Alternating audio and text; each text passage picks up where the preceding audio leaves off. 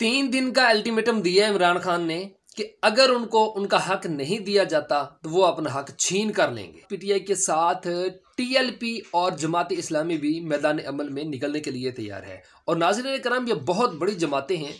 वैसे भी तहरीक लब्बैक के पास तो 16 मिनट का रिकॉर्ड है कि वो 16 मिनट के अंदर मुल्क को जाम कर देती है।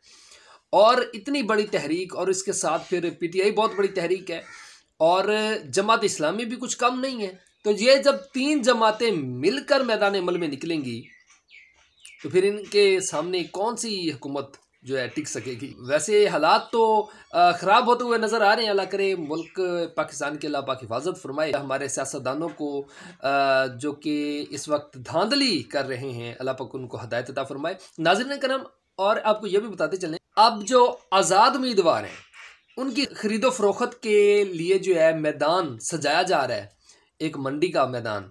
तो हम उनको याद करवाना चाहते हैं, क्योंकि जब बंदा जीत जाता है उनको वो पिछली बातें भूल जाती हैं। हम उनको याद करवाना चाहते हैं कि आपने कुरान के ऊपर हाथ रखकर हलफ दिया हुआ है, आप जब जीतेंगे तो आप बिकेंगे नहीं। अगर अब आप उनके साथ मिल जाते हैं तो आपके हल्के के लोग आपको कभी भी माफ़ नहीं करेंगे।